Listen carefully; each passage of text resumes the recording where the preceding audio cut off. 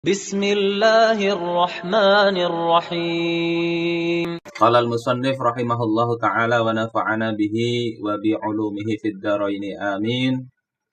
الحديث السادس والثلاثون, hadis ke-36. An Abi Hurairah radhiyallahu anin Nabi sallallahu alaihi wasallam qala, dari Abu Hurairah radhiyallahu dari Nabi sallallahu alaihi wasallam, beliau berkata, man naffasa an mu'minin kurbatan min kurabid dunya. Siapa yang nafasa maknanya azala wa farroja, menghilangkan atau melapangkan dari seorang mukmin kurbatan, yakni sebuah kesusahan dari kesusahan dunia, nafasallahu anhu kurbatan min kurabi yaumil qiyamah, maka Allah akan melapangkan dan menghilangkan kesusahannya kelak pada hari kiamat. Ini bukan hanya mukmin, orang-orang kafir dzimmi, termasuk bahkan binatang sekalipun, ketika dia kesusahan kita bantu, maka Allah akan berikan pahala.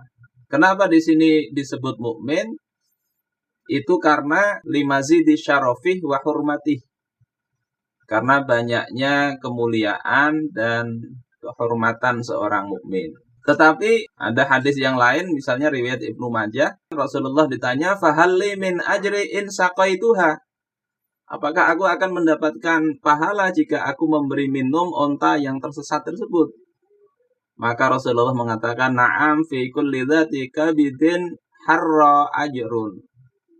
Iya, betul. Setiap hewan yang punya jantung yang berdetak itu ada pahala ketika menolongnya. Kemudian poin kedua, wa may yassara ala mu'sirin, siapa yang memudahkan orang-orang yang kesulitan, yassarallahu alaihi fid dunya wal akhirah, maka Allah akan memudahkan pula urusan dunia dan akhirat orang tersebut. Kalau di bagian pertama tadi dikatakan Allah mudahkan nanti di akhirat, kalau di sini disebutkan urusan dunia dan akhirat. Kenapa demikian? Para ulama mengatakan disebut akhirat itu karena masalah kesulitan di dunia maupun di akhirat, ya, kalau dibandingkan, maka dunia itu nggak ada apa-apanya.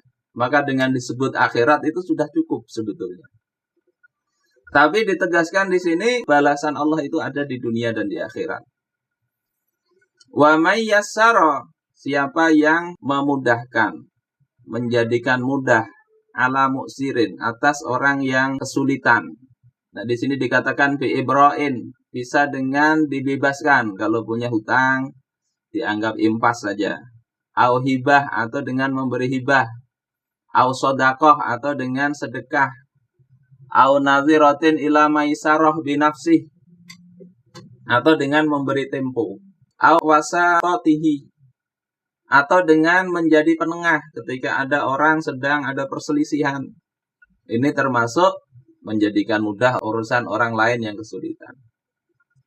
Atau juga dengan memberikan fatwa, memberikan solusi. Jadi ide, pikiran bagi orang yang tidak mengerti mungkin itu sulit. Tetapi bagi orang yang mengerti, dengan memberikan jalan keluar, cukup dengan ide, itu juga termasuk di dalam kaitan hadis ini. Ya, orang buka pintu nggak bisa-bisa. Ini pintu ditarik, ini didorong. Jadi sekedar memberitahu, mas itu pintunya bukannya ditarik. Itu juga termasuk memudahkan orang lain. Nah, di dalam Musnad Imam Ahmad itu ada amalan yang bisa menjadikan doa itu diijabah.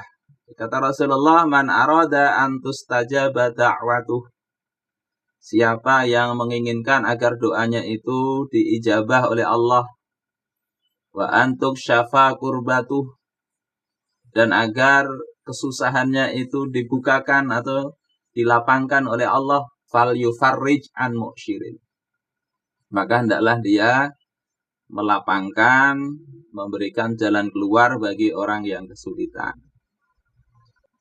Terus yang ketiga di dalam hadis ini, waman satara musliman, siapa yang menutupi aib seorang muslim, baik aib itu sifatnya fisik maupun maknawi, satarahullahu fid dunya wal akhirah, maka Allah akan menutupi aibnya di dunia dan di akhirat.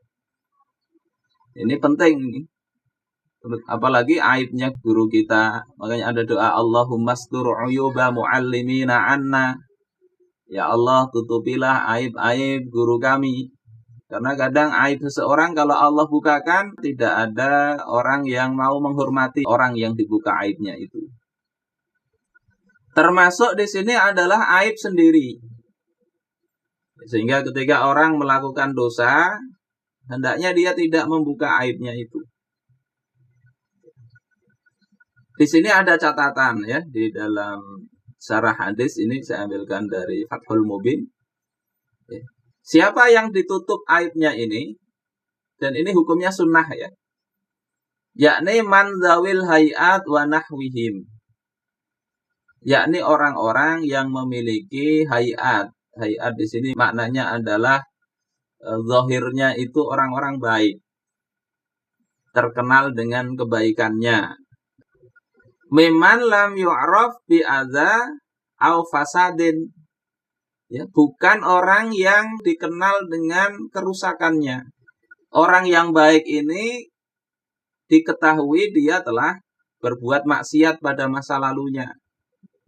Tapi sudah hijrah misalnya, maka tidak boleh kemudian dia ungkap keburukan itu, baik kepada hakim maupun kepada selain hakim. Wa hadza linnadbi. Ini adalah hukumnya mandub, sunnah. Artinya kalau seandainya dia sampaikan kasusnya itu kepada hakim, dia tidak berdosa. Tapi kalau dia tutupi, maka Allah berjanji akan menutupi aib dia di dunia maupun di akhirat. Terus ada syaratnya di situ. Ada 4 syarat seseorang itu aibnya itu ditutupi, tidak boleh diungkap. Yang pertama, antakuna haqqan lillahi ta'ala.